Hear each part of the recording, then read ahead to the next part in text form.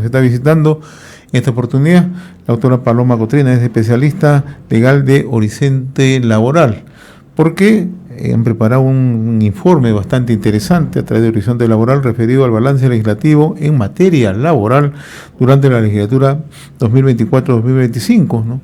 Y vamos a conocer, para que nos explique de qué maneras han sido aprobados estos proyectos, hacia dónde están orientados, si benefician o no benefician al sector, ¿no?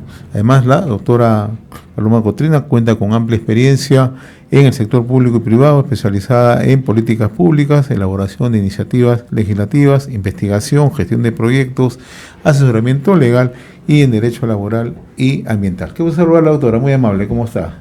Muchas gracias por la invitación. Estamos aquí para poder atender a las cuestiones. Sí, yo comenzaba justamente esta conversación indicando que ustedes han presentado un reciente informe a través de Horizonte Laboral referido al balance legislativo en materia laboral durante la legislatura 2024-2025, ¿no? ¿Cuál es el balance en síntesis para luego ir abordando, desagregándolo, por favor? Sí, de acuerdo. Bueno, primero que nada, nosotros somos una organización de la sociedad civil que a partir de la evidencia y la investigación presentamos propuestas, ¿no? Para las entidades públicas, para los políticos también, con la finalidad de poder abordar las barreras estructurales que atraviesa el mercado laboral peruano en la actualidad. En resumen o en síntesis, nosotros hemos identificado 3 tendencias en este balance legislativo que hemos realizado. En primer lugar, no se atienden a las problemáticas que aquejan el mercado laboral en la actualidad. Contamos con más del 70% de la informalidad laboral, más del 50% de los peruanos no tienen acceso a pensiones. ¿Ello qué significa? Que el problema estrictamente laboral que aqueja a la persona no ha sido abordado en esencia en estos proyectos de ley. Los problemas principales, exactamente, sí. Después, otra tendencia que hemos identificado es esta leve articulación del Poder Ejecutivo con el Poder Legislativo, ya que en materia laboral, de los 11 proyectos aprobados por el Pleno, solo 4 han sido aprobados en segunda votación de acuerdo con el Ejecutivo, ¿no? Como opinión favorable. Son 7 los que han sido aprobados por insistencia, es decir, el Ejecutivo observó el proyecto de ley y el Congreso, dentro del Pleno, decidió aprobarlo de todas formas. Y esa es una clara demostración que no existe una compatibilidad en estos temas. Exactamente. Lo que se necesitaría es una articulación porque son problemas que aquejan a la ciudadanía y sobre todo en el mercado laboral. Interesante lo que ustedes señalan, ¿no? Porque de la mayoría de los proyectos que fueron aprobados en el Parlamento fueron observados por el Ejecutivo, pero por insistencia han sido aprobados en el Congreso de la República. Ahora, ¿qué temas faltaron atenderse en el Congreso de acuerdo al informe que ustedes han elaborado? Por ejemplo, el ámbito de la protección social, ¿no? El acceso a pensiones. ¿Ya? Ese es un tema que no ha sido abordado. Nosotros también identificamos que políticas para la clase media tampoco han habido. Si bien se ha aprobado, por ejemplo, la ley MIPE, que sí brinda diversos derechos y facilidades para los micro y pequeños empresarios, se esperaba un poco más, ¿no? de políticas en ese ámbito, de disposiciones que puedan mejorar. De todas formas, nosotros también consideramos que esta ley va a ser beneficiosa. También por los jóvenes, ¿no? Más del 50% de jóvenes en el Perú son informales. Entonces, también en ese ámbito se esperaba una política que pueda atender esta problemática.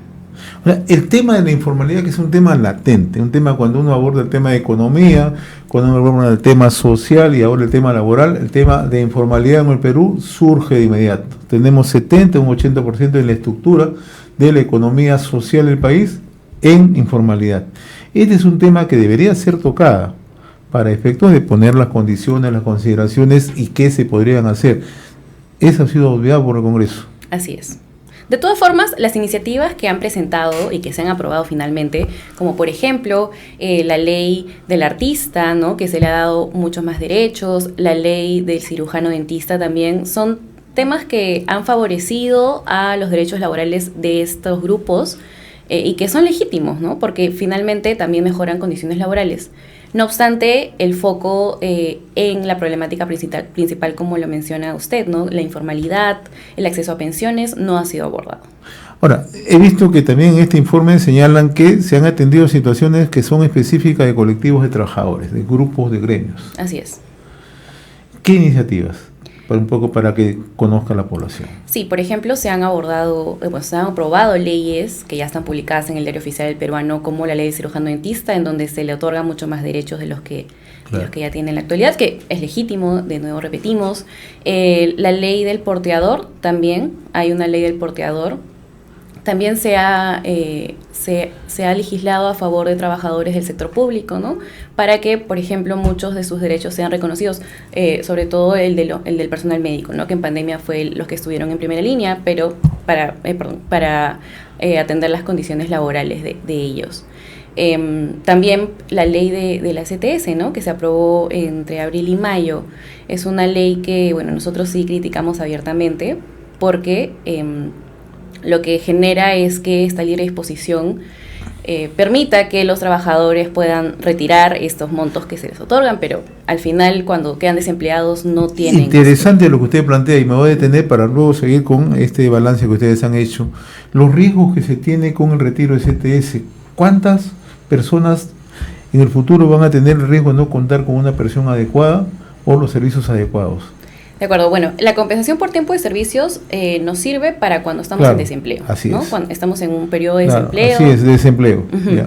Sí, entonces, claro, nos veríamos perjudicados porque con este pensamiento de corto plazo que tenemos muchos peruanos, estos fondos que sirven para atender este tipo de contingencias cuando el trabajador pierde el empleo ya no estaría disponible, ¿no? Ahora, el otro tema que ustedes han abordado en el informe es la producción de la Comisión de Trabajo y Seguridad Social. ¿Esta evaluación cómo lo han hecho y de qué manera se ha ido desagregando? Sí, nosotros hemos revisado que a la Comisión de Trabajo han llegado 187 proyectos de ley, ¿ya? Han sido asignados a esta comisión y presentados. No necesariamente todos son abordados en la legislatura porque, sesionan una vez a la semana, por 3 semanas durante todos los meses. Entonces, sí ha habido esta técnica legislativa de poder analizarlo. Lo que sí también hemos encontrado es que más de 50 han sido dictaminados en la comisión, no necesariamente han sido presentados en este periodo legislativo, ¿no? Algo que sí debemos tomar en cuenta es que un congresista puede presentar un proyecto de ley el 2022 o 2023 y recién haber sido aprobado en la comisión este año o el año pasado durante la legislatura 2024-2025. Ahora, todas estas normas, estos proyectos de ley que se ven en la comisión, ¿tienen un objetivo laboral o responden más a objetivos políticos en muchos casos? Nosotros hemos analizado desde una perspectiva técnica, ¿no? Tratamos de no analizar desde el ámbito político. Como te menciono, han habido iniciativas que han permitido mejorar condiciones laborales, entonces estrictamente sí. También, por ejemplo, hay iniciativas que han decidido otorgar mayor presupuesto a entidades como Sunafil para el tema de la fiscalización. Pero claro, dentro de lo que hemos revisado, sí son aportes técnicos hacia un grupo o sector de la población, pero que finalmente no atienden a la problemática principal, como mencionamos, ¿no? La informalidad, el olvido de la clase media en el Perú, el acceso a pensiones. Bueno, el otro aspecto que ustedes también abordan es que hay un conjunto de proyectos que han quedado pendientes en la comisión y que podrían aprobarse en esta legislatura. Así es. ¿Qué proyectos están pendientes? Por ejemplo, el aumento de la licencia postnatal. Se está aumentando en aproximadamente 20 días la licencia postnatal. Bueno, analizamos también este camino legislativo que iban a ser muchos más días aumentados de licencia postnatal. Pero al final, entre los congresistas y las comisiones acordaron en este número de días. Después también hemos analizado que hay un proyecto de ley que declara como sábado día no laborable compensable por motivos religiosos. También hay uno que aborda el tema de la licencia hacia los padres después del nacimiento del recién nacido. Hemos analizado también un proyecto que lo que hace es otorgar bonos de fiscalización para trabajadores Sunafil a partir de funciones inspectivas, ¿no? Entonces, sí, seguimos bastante la línea de los proyectos aprobados por la Comisión de Trabajo. Pero como ustedes lo que ustedes señalan son más proyectos focalizados que no tienen un marco general para ver el problema laboral como tal. Así es. Y siguen esa tendencia. Se esperaría que en este último periodo del Congreso, este último año, se pueda legislar a favor de estas problemáticas, ¿no? Siempre existe la oportunidad de que el Poder Legislativo pueda abordar estas problemáticas, incluso también pueda fomentar el diálogo social, algo que también nosotros hemos identificado, que es la tercera tendencia que iba a comentarle, es que estas iniciativas no han sido consultadas con trabajadores ni empleadores. Resulta importante poder socializar este tipo de iniciativas con estos grupos. A eso yo iba hace un instante cuando le preguntaba, pues no le pedía una opinión política, sino cómo se pierde de vista el carácter técnico y el marco legal que puede sostener un proyecto de ley, y más bien se hace por tener una suerte de favorecer a un determinado grupo con objetivos claramente políticos, con réditos políticos, a eso me refería, ¿no? Pero no quiero ingresar al terreno político, ¿no? Sino cómo es que muchas iniciativas pierden de vista la esencia como tal. Sí, de acuerdo. Totalmente son, igual, de todas formas son legítimas, ¿no? Mejoran condiciones laborales de ciertos sectores, pero es importante que también sean socializadas con los empleadores y los trabajadores. La comisión, por ejemplo, en este último año podría organizar mesas de trabajo para poder socializar estos proyectos de ley, para poder obtener muchas más opiniones y que finalmente el impacto en los trabajadores y en los empleadores que, bueno, conforman el mercado laboral sea menos, ¿no? Con este tipo de iniciativas. Ahora, ustedes plantean un conjunto de recomendaciones en este informe. ¿Qué recomendaciones son las que se plantean? Por un lado, que se aborde las problemáticas principales, ¿no? La informalidad, la clase media, que se pueda consultar con la sociedad civil también, ¿no? Este tipo de iniciativas. Sabemos que, al igual que nosotros, hay diversas organizaciones que en otros ámbitos, ¿no? Claro. En otro tipo de temas, abordan también investigaciones que podrían ayudar a esta técnica legislativa, a estas publicaciones de proyectos de ley. Otro punto importante es que también se articule, ¿no? La relación con el Poder Ejecutivo, porque al revisar las autógrafas observadas, son puntos de vista bastante interesantes, ¿no? Del Poder Ejecutivo, que deberían ser tomados en cuenta también. Y bueno, el tema de socializar en mesas de trabajo, en grupos de trabajo, con representantes de los trabajadores y los empleadores. Ese proceso de socialización, ¿por qué se ha perdido? Probablemente porque quizás lo que se busca es aprobar las iniciativas legislativas. Quizás ha sido una práctica que se ha venido desde el anterior Congreso también, ¿no? Pero igual nosotros recalcamos que siempre existe la oportunidad de poder socializar estas iniciativas. Usted ha mencionado que hay iniciativas que deberían plantearse iniciativas que favorezcan al sector clase media. ¿Qué iniciativas? Por ejemplo, el que puedan tener un acceso a pensiones, ¿no?